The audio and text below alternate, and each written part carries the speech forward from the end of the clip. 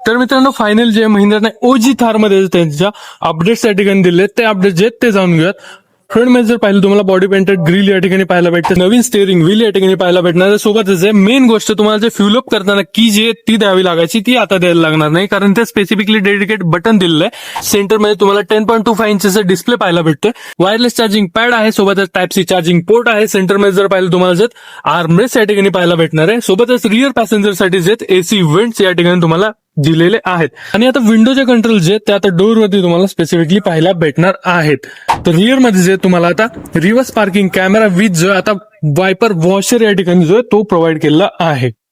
Fuel lead जे काही या प्रकारे इकडे ओपन होतं बटन थ्रू. तर काही हे जे मेजरली चेंजेस जे तुम्हाला न्यू थार मध्ये पाहायला भेटतात, जी की महिंद्राची ओजी थार ज्याच्यासोबत तुम्ही प्रॉपर ऑफ रोडिंग करू शकता. तुम्हाला कसं वाटलं कमेंट मध्ये नक्की सांगा. अशाच इन्फॉर्मेशनसाठी आपल्या कार बाईक एक्सपो मराठीला फॉलो करा. धन्यवाद.